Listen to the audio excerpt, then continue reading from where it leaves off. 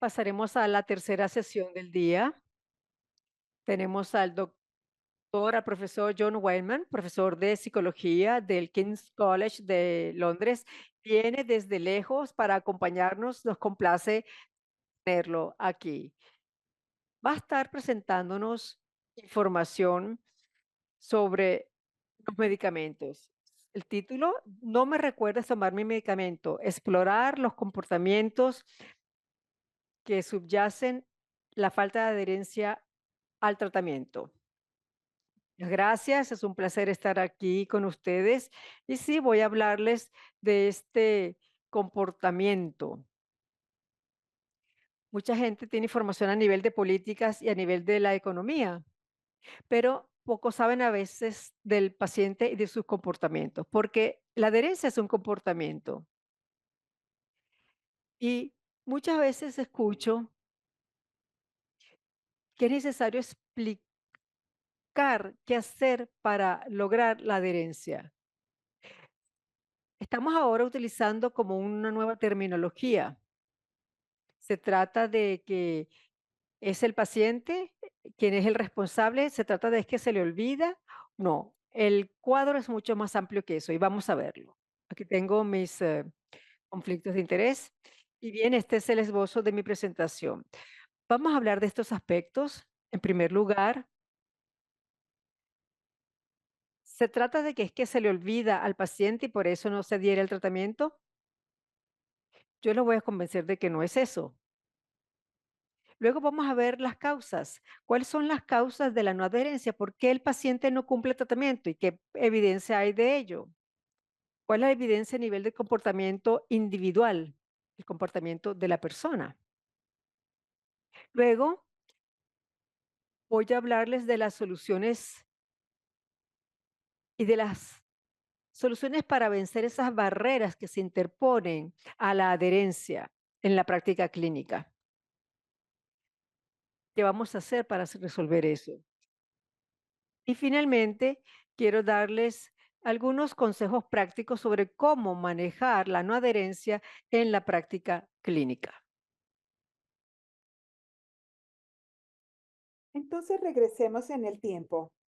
Muchas de las viejas explicaciones de por qué cada paciente no es adherente se basan en la idea de que cada paciente tal vez no ha entendido la información de su enfermedad o de su tratamiento, quizás no entendieron lo suficiente y si uno no entiende algo, pues uno no lo recuerda. Entonces, recordar, entender, se convirtió en la explicación clave para la no adherencia.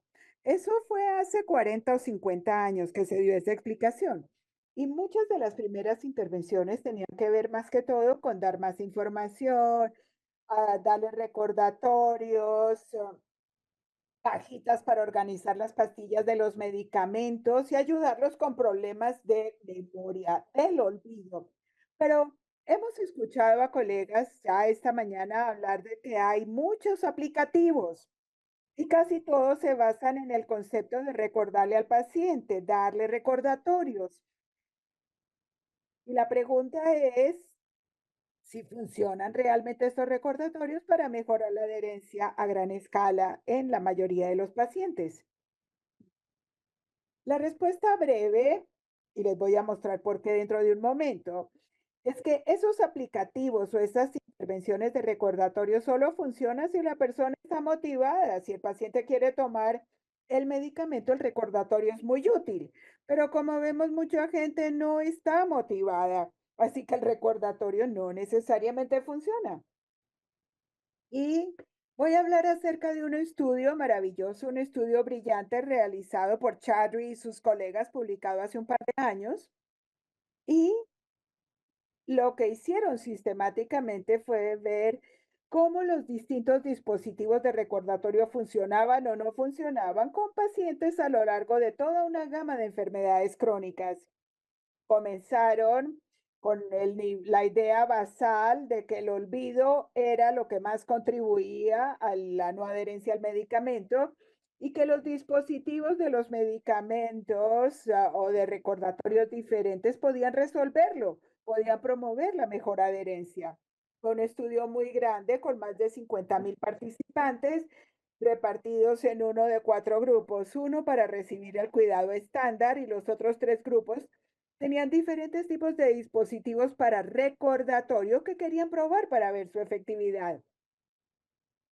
Todos los pacientes que empezaron se identificaron que tenían un bajo nivel de adherencia a su tratamiento, más o menos un 15%, muy baja la adherencia. ¿Funcionó? Bueno, si vemos la diapositiva, la respuesta claramente es que no. 12 meses después, aquí tenemos nuestros cuatro grupos. El grupo que utilizaba el recordatorio de la cajita de pastillas, luego otro recordatorio adicional, en fin, cuatro tipos de recordatorios diferentes: control, la cajita de pastillas, digital y una tirita en la botella o en el frasco de las pastillas, pero no hubo ninguna diferencia si era dosis única, diaria o doble al día, en fin. Así que el mensaje de este estudio, y al final los autores se dieron cuenta, el mensaje de este y de muchos estudios es que una vez que la gente se vuelve no adherente, estos simples recordatorios no son la respuesta. Y por eso es que muchas de las aplicativos hoy en día se abandonan y no son exitosas. Tenemos que ir más allá de los recordatorios, más allá de la idea de que el problema es el olvido. Entonces, a lo largo de los años, nuestra comprensión de la no adherencia ha mejorado dramáticamente. Esto nos da alguna idea sobre la cantidad de investigación que se ha hecho desde los años 70 y desde el 2000 en adelante, el número de proyectos de investigación sobre las causas de no adherencia ha aumentado dramáticamente. Hay una cantidad de estudios, mucho conocimiento disponible sobre el tema. Si tratamos de resumir lo que dicen esos estudios, hay más de 700 razones identificadas para la no adherencia, algunas triviales, otras más interesantes. Así que hay una cantidad de datos, sabemos mucho sobre las razones y la no adherencia, pero si vamos al grano a pensar en cuáles son las razones fundamentales, se pueden diferenciar en tres grupos. Un grupo de razones lo llamamos problemas de capacidad, otro grupo lo llamamos problemas de oportunidad y el tercer grupo de razones lo titulamos problemas motivacionales. Entonces, si tomamos las primeras letras de esas tres palabras, capacidad eh, y motivación, esos tres grupos de factores son los que promueven el comportamiento de la adherencia. Y esto se aplica a todos los comportamientos. Para comportarse de cierta forma, tenemos que ser capaces, queremos querer hacerlo, saber cómo hacerlo y estar físicamente en capacidad de hacerlo. Oportunidad son todos los factores fuera del paciente que lo pueden dificultar para seguir y cumplir el tratamiento. Por ejemplo, el acceso a la atención a la salud, la situación financiera, el apoyo que reciben de sus pares, su familia, etcétera. Y la motivación realmente es el tema más importante para que alguien quiera tomar su medicamento. Hay muchos problemas de no adherencia que son intencionales. La gente no quiere tomar remedios. No es que se les olvide, es que no quieren. Si usted no quiere hacer algo, es más probable que se le olvide. Otra cosa que hemos aprendido de todos estos estudios de adherencia es que hay una enorme variación en las razones de la no adherencia, tanto entre individuos. Un individuo quizás tenga un problema de olvido o que no entiende. Otro individuo puede ser un problema motivacional fundamentalmente o puede tener oportunidades limitantes. Todos los tres componentes son necesarios para tener un comportamiento. Necesitamos tener la capacidad, la oportunidad y la motivación, que es lo más crítico. Y lo que sabemos ahora es que debido a todas estas razones y porque varían tanto entre como dentro del mismo individuo, es absolutamente crucial para nosotros al trabajar con nuestros pacientes entender cuáles son las razones para cada paciente, porque van a ser distintas para cada uno. Y también, como sabemos, eso puede cambiar todo el tiempo. Así que no se trata de determinarlo en un solo momento. Tenemos que hacerle seguimiento a lo largo del tiempo porque las razones pueden cambiar. Alguien quizás empiece con buena motivación, pero a medida que va recibiendo su tratamiento y no es muy exitoso o le produce efectos secundarios, puede que reduzca la motivación. Así que esa comprensión de qué es lo que motiva al individuo y cómo puede cambiar a lo largo del tiempo es crucial. Esto es un recordatorio de lo que ya dije cuando hablamos de este COM-B, capacidad, motivación, oportunidad. Esos son los factores de los que estamos hablando. La capacidad física y psicológica del individuo, que sabe qué hacer, se acuerda de lo que tiene que hacer y físicamente puede abrir el frasco, utilizar el inhalador o utilizar el inyectable, etcétera. Eso es importante y tradicionalmente es allí donde enfocamos nuestros esfuerzos para mejorar la adherencia. Eh, Darle a la gente más información y darles esos recordatorios. Pero como vimos en ese estudio tan grande, enfocarnos solamente en el olvido, darle recordatorios a la gente tiene muy poco impacto cuando una persona ya deja de ser adherente. La motivación para mí, como científico del comportamiento, es lo más importante. Y la motivación, el querer tomar el tratamiento, se basa en las creencias de las personas acerca del medicamento, su creencia sobre la condición que tienen, su aspecto emocional, si están deprimidos, es menos probable que estén motivados. Y también su confianza, la confianza en tomar el tratamiento, de manejar ese comportamiento cotidiano en una forma exitosa y repetida. Y no debemos ignorar el factor de oportunidad. Son factores externos al individuo, su relación con el servicio de salud, que ya escuchamos hablar esta mañana, la falta de apoyo y de confianza, el apoyo que reciben de su entorno social inmediato, familias, amigos, pares, etcétera. Sus finanzas pueden ser cruciales en muchos países para ver si pueden costear los medicamentos regularmente y el acceso al sistema de salud, bien sea atención primaria o secundaria o la farmacia para buscar su medicamento. Este grupo de factores en conjunto explican la no adherencia y, como dije, varía enormemente entre uno y otro individuo. ¿Cuáles son los factores más cruciales para ellos? Son individuales. Voy a hablar acerca de algún trabajo que yo he estado haciendo más allá de este modelo. Empezar hablando de la enfermedad. Cuando a alguien le diagnostican una enfermedad, eso les impacta su sentido de identidad. Tiene un impacto sobre cómo se ven a sí mismos. Y cuando la gente se diagnostica inicialmente con una enfermedad, esto puede tener un impacto enorme sobre su propia identidad, cómo se ven a sí mismos. Y entonces hemos estudiado otra forma de ver la no adherencia a través del impacto sobre el yo, porque algunas personas no quieren tomar su medicamento porque es un recordatorio de que están enfermos y no quieren pensar que están enfermos. Es una serie de factores muy interesantes alrededor del impacto de la autoidentidad. La gente quiere sentirse normal, eso es razonable, y puede tomarle tiempo a un paciente después de su diagnóstico aceptar el hecho de que tiene una enfermedad y tiene que tomar su tratamiento para que no tenga un impacto negativo sobre el sentido del yo. Y también puede que la gente pruebe el tratamiento y primero y ven si les funciona o si no les funciona. Vamos a ver si lo puedo dejar de tomar y me sigo sintiendo normal, etcétera. Son temas complejos y también factores de probabilidad. Lo que tenemos que entender es por qué pasamos por tanto trabajo para identificar estas razones de la no adherencia, gente como yo, científicos conductuales. Bueno, porque muchas veces es un tema conductual. Si usted quiere cambiar un comportamiento o una conducta, que es lo que tratamos de hacer, hablamos de intervenciones para mejorar. Hay que cambiar el comportamiento, pero hay que saber qué es ese comportamiento. Una talla no le sirve a todos. Para cada individuo tenemos que saber qué le está ocasionando su problema de adherencia. Y tenemos que utilizar técnicas de cambios conductuales formas de cambiar el comportamiento en base a cuáles son las razones o los motivos de ese comportamiento. Hay que buscar la relación causa y efecto. Déjenme darles algunos ejemplos.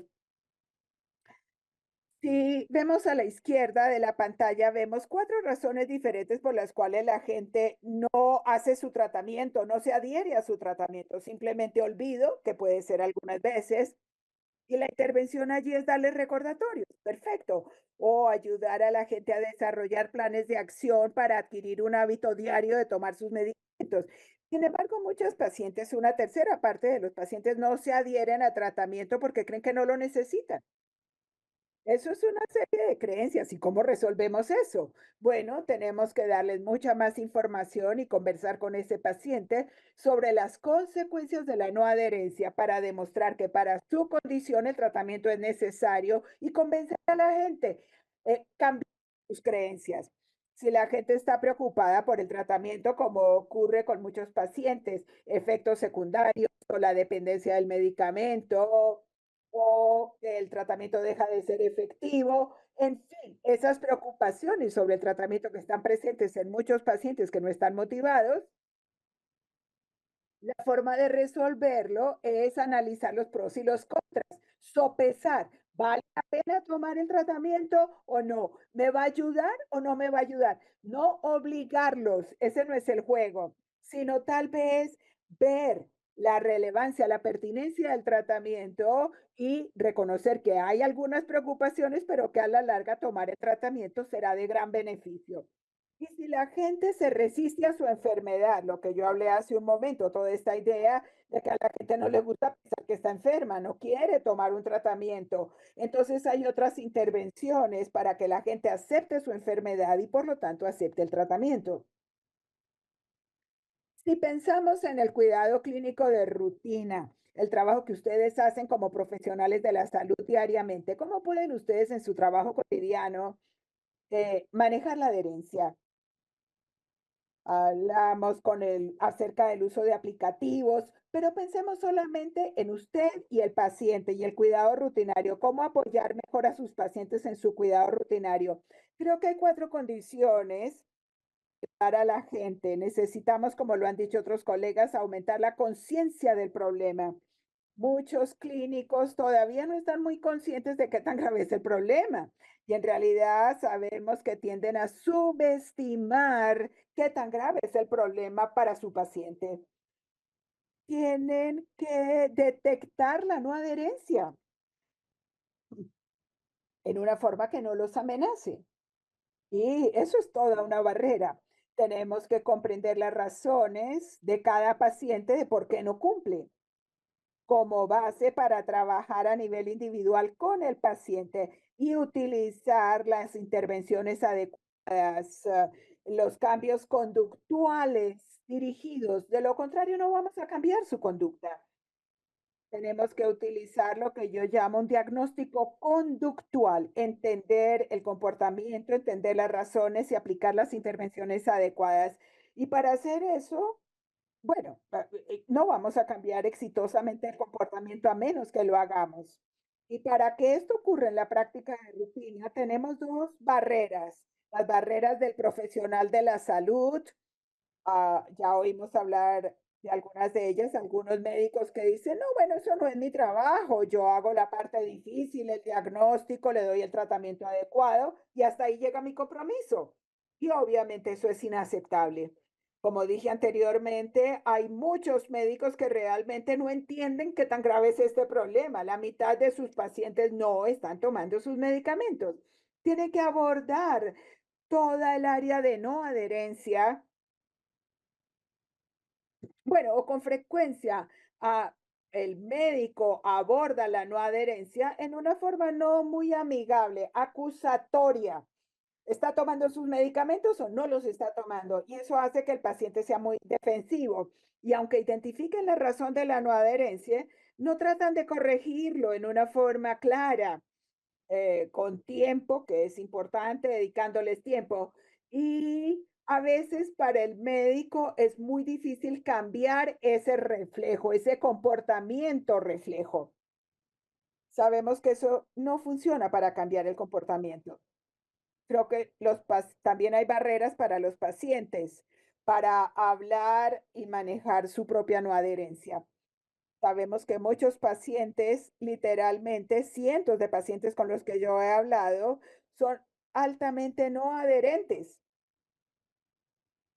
Sienten que si les dicen que no están tomando sus medicamentos, es como si los están castigando, regañando, se ponen a la defensiva. Cuando les preguntas si estás tomando tu medicamento, ellos no admiten la no adherencia, hay una barrera de comunicación. Y cuando se habla de la adherencia, por lo general es en términos de las capacidades, recordar, saber qué hacer, a diferencia de todos los aspectos motivacionales o de oportunidad. Así que muchos de los factores importantes nunca se tratan. Como clínicos, ¿cómo pueden ustedes ser más exitosos para detectar la no adherencia? Bueno, creo que es más probable detectar la no adherencia en un paciente, preguntarlo en una forma que no lo haga sentir culpable. Nosotros sugerimos que ustedes hagan la pregunta de una forma que el paciente no se sienta mal. Por ejemplo, diciéndole, sabemos que muchos pacientes tienen dificultad en tomar su medicamento regularmente. Queremos saber cómo vas tú con tu medicamento. Una pregunta abierta, normalizando la posibilidad de que alguien pueda que no cumpla el tratamiento. Entonces, darle al paciente la oportunidad de hablar de su propia experiencia y de sus problemas. Otra cosa que hacemos si tenemos poco tiempo es que le pedimos a los pacientes antes de venir a la consulta que llenen un cuestionario muy sencillo, uh, donde marcan en casillas. Primero se les da una introducción, a algunos pacientes les cuesta trabajo tomar los medicamentos, algunos de estos son los factores que crean la dificultad para tomar el medicamento. ¿Alguno de estos factores se aplica a ti? Bueno, porque tengo una preocupación, no estoy seguro de si necesito el medicamento y olvidar es otro problema. Esto le toma al paciente un minuto llenarlo y traerlo a la consulta. Y en los últimos 6 meses, eh, estos cuestionarios están ya en el sistema de la historia clínica electrónica de los pacientes como forma de ayudar al paciente para que el clínico vea cuáles son sus problemas. Si ustedes pueden detectar la no adherencia, si pueden detectar el problema en el paciente, ¿qué hacemos después? Bueno, preguntarle al paciente cuál es el problema, por qué no se están tomando el medicamento, qué les preocupa. Queremos saber el patrón del problema, si es algo que ocurre desde muy principio con su medicamento o fue más adelante durante el tratamiento, si es algo que pasa todo el tiempo o hay como recesos. Es decir, queremos saber un poco más acerca de las razones, el nivel de motivación y qué tan dispuestos están para cambiar. Así que hay que trabajar muy de cerca con el paciente en esto y pensar quizás en la situación en que vive el paciente, cuál es su escenario, la gente que lo rodea, que lo puede ayudar. Entonces, si tenemos unos pasos básicos para trabajar con el paciente en la consulta y yo les sugiero que hagan lo siguiente. En primer lugar, simplemente una lista de chequeo. Cuando usted prescribe un nuevo medicamento, revise con la persona a ver si realmente entiende su tratamiento. ¿Por qué le están mandando ese tratamiento para el colesterol? Por ejemplo, lo que sea. ¿Entiende el paciente por qué necesita ese medicamento? ¿Para qué lo toma? Y si no, explíqueselo claramente. Explíquele la necesidad de tomar el tratamiento. Hay muchos pacientes que creen que realmente no lo necesitan. Pregunte si tienen alguna preocupación al principio o más adelante. ¿Cuáles son esas preocupaciones? Ayúdelos a pensar más positivamente sobre el tratamiento y trabajen en un plan práctico. ¿Cómo vas a tomar el medicamento? ¿Dónde? ¿Cómo? Para ayudar al paciente a desarrollar un hábito regular.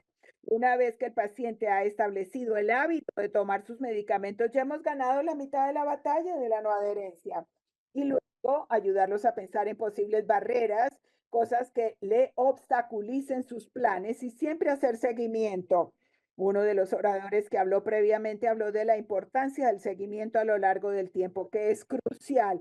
La adherencia puede cumplirse un tiempo, luego desaparecer, etcétera. Bueno, muchísimas gracias por escucharme y espero que les haya parecido útil mi información. Muchas gracias. Gracias, John.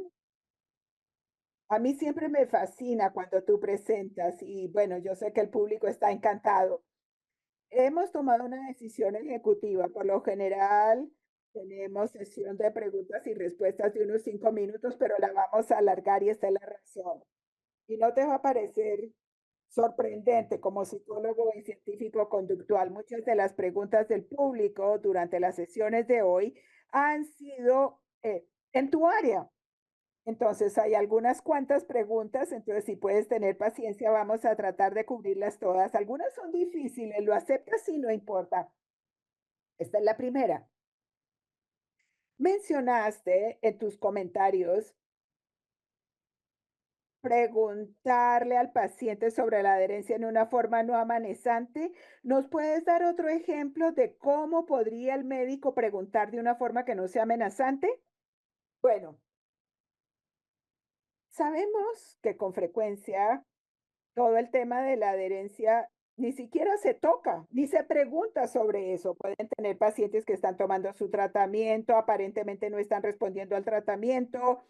Eso es otra cosa, pero muchos médicos ni siquiera le preguntan al paciente si está tomando su medicamento o no. Eso es un problema fundamental y esto puede llevar a una cantidad de problemas complejos como aumento de la dosis.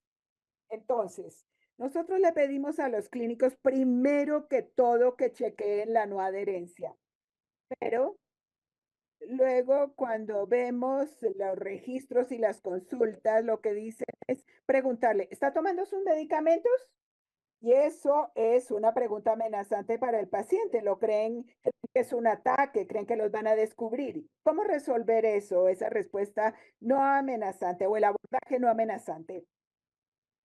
Bueno, normalizar la no adherencia. Ay, mira, 50% de la gente no se toman los medicamentos. Yo a veces no me he tomado mis medicamentos. Así que literalmente le decimos a los pacientes, eso es natural. Sabemos que es difícil entrar al hábito de tomar medicamentos. A mucha gente le parece difícil. ¿Nos cuentas cómo te va a ti? O sea, que ni siquiera les preguntas si está cumpliendo o no está cumpliendo, sino les das ese telón de fondo y le preguntas, ¿y qué pasa contigo? Es decir, abrirlo. Y eso es como ver las cosas en conjunto. Esa es la filosofía, mucho menos amenazante que preguntarle, ¿te estás tomando tu medicina? Sí, mucha gente sigue haciendo eso y me encanta que lo menciones porque así es como yo lo hago. Pregunto, ¿te tomas tu medicamento?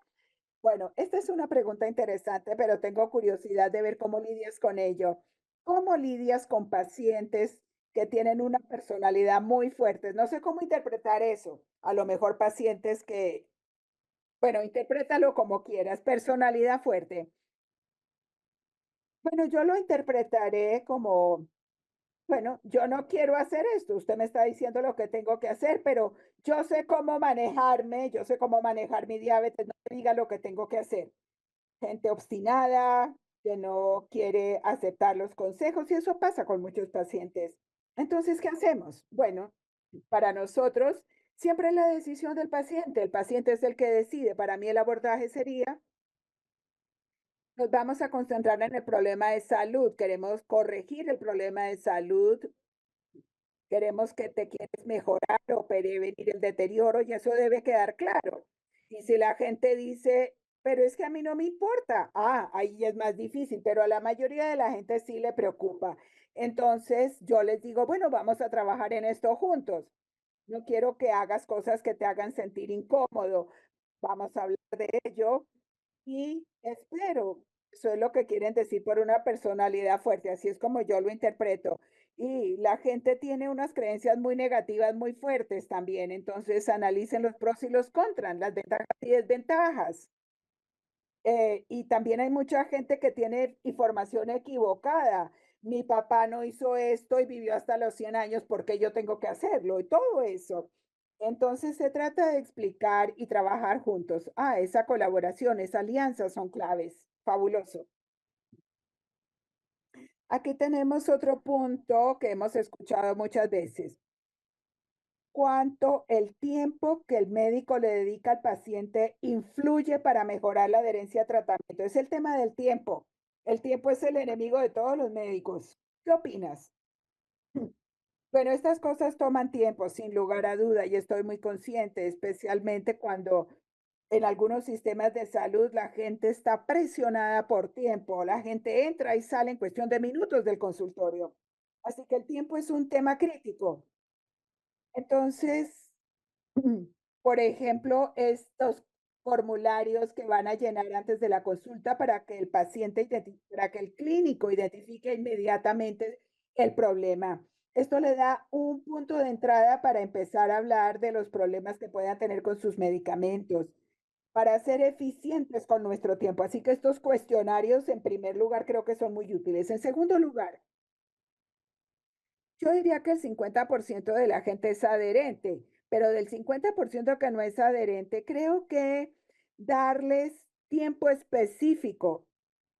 mm, Mis colegas lo llaman consulta específica de soporte. Cuando identifican que la persona tiene un problema, les dan más tiempo. Y la evidencia es que al asignarles ese tiempo se van a ahorrar tiempo más adelante. Es decir, si les dedican ese tiempo en ese momento, van a evitar que el problema se prolongue y se vuelva más complejo. Sí, es decir, es atacar el problema cuando toca, porque si no lo haces, el problema empeora, aumentan los costos de salud, etcétera.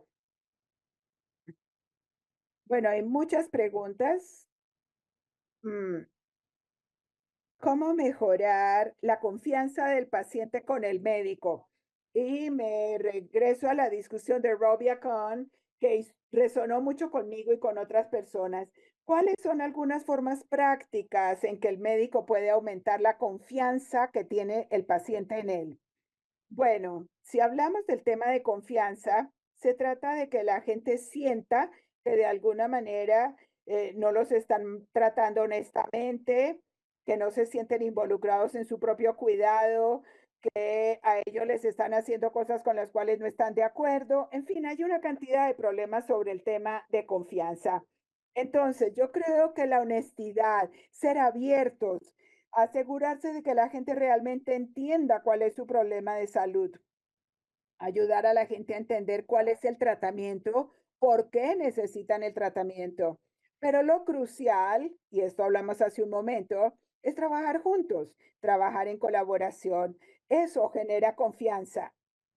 Estoy entendiendo entonces la necesidad de excelentes habilidades de comunicación. Por supuesto, de eso se trata. La gente, primero que todo, siente que el médico los conoce, sabe cuáles son sus preocupaciones, sus problemas. Entonces, eh, eh, eso inicia esa relación de confianza.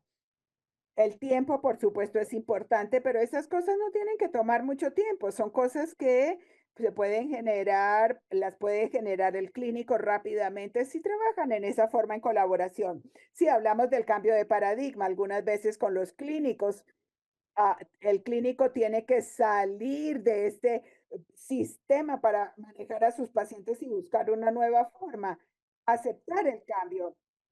Bueno, no nos queda mucho tiempo, pero hay otra pregunta. Ah, y tú ya lo mencionaste, pero volvamos a este punto. ¿La falta de adherencia está relacionada a factores emocionales? Sí, puede ser. Cuando la gente se olvida o cuál será el problema, es esto o es aquello. Bueno, hay muchas razones, hay muchas posibles razones, como ya les mostré. Una de esas razones evidentemente tiene que ver con factores emocionales. Sabemos que algunas veces el paciente está ansioso por su problema y su tratamiento, quizás lo podamos motivar un poco más, pero